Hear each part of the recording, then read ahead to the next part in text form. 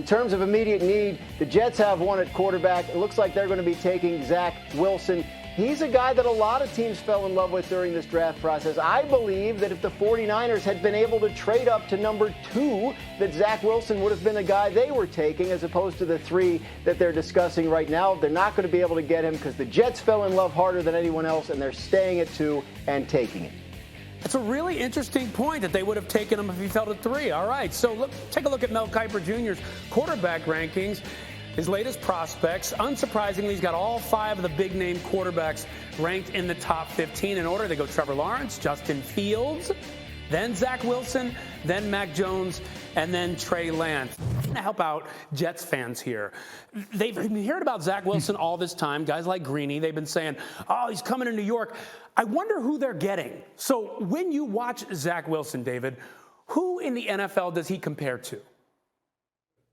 This is such a scary question because you think of such great names. He reminds me of Aaron Rodgers because he's got so many great cross-body throws and just stuff, throws that make you go, habba what? Like, how the heck did he just do that? He's got the great improv skills. Is he a perfect prospect? Absolutely not. Does he have things he needs to work on and with his progressions? 100%. Is he a big guy that you're a little bit, or that you can say you can run it all the time and create and not get hit? No, you don't want him to get hit that much because he's not a big guy and he's got some durability issues. So he's not a perfect prospect. But when you look at Aaron Rodgers coming out, he had things he needed to work on too, but he had a knack for playmaking, and you've seen that in the NFL. Zach Wilson has a knack for playmaking and makes a couple plays a game that you just go, how did that happen? Like, how does he do that?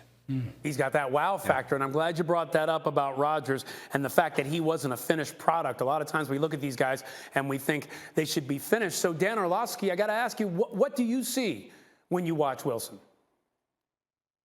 I mean, the Jets are getting the most talented player that they've ever drafted at the quarterback position. That's important. Now, I go outside of the NFL a little bit. I actually think that Zach Wilson reminds me a little bit of Omar Vizquel, the Hall of Fame infielder from the Cleveland Indians. Like, you got to think of these kind of underhand flips. He's got these great hands. And I think to play quarterback in the NFL right now, to be great at it, you got to have these twitchy hands that are just quick with their release, and you could do a bunch of different things with it, whether it's these underhand shovels, transferring the ball quickly. You see one-handers.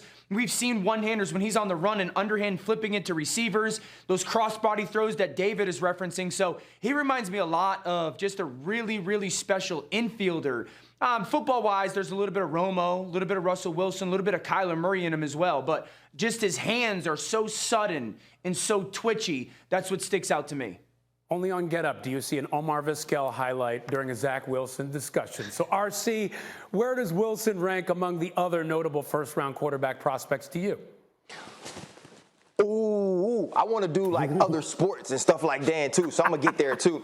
I think if you look at his film over both years, if you actually just take the film, he probably ranks 5th.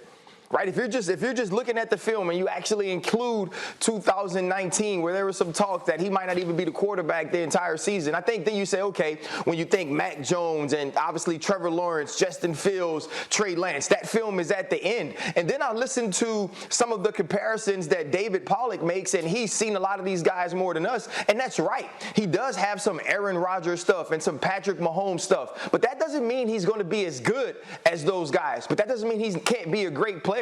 You know, like think about if we compared somebody to Michael Jordan because he could jump from the free throw line or because he could finish around the basket with hang time. We wouldn't expect him to be Michael Jordan, but if he's Vince Carter, I'm okay with that. What Zach Wilson cannot be is Harold Miner. And so Zach Wilson has to understand who he is, play within himself some of the time, and then give us some of those huge plays that we've seen with some of those off-balance throws. Harold Miner. And that's an important point.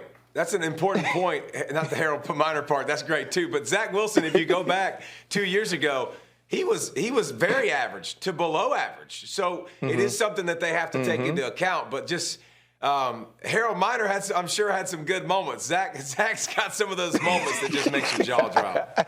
We like Harold Miner on the show. Right, real quick. I would have gone with Don't Be Jimmer for that. But I think that David brings up a good point to 2019. And the reality is this. The 2021 New York Jets will be like the 2019 BYU experience for him. Every single game that Zach Wilson lined up with this year, they were way better than their opponents. Across the board, talent-wise, they're way better. That's not going to be the case Coastal in the NFL. Carolina, It will be more like his experience in 2019. Thank you for watching ESPN on YouTube. For live streaming sports and premium content, subscribe to ESPN+.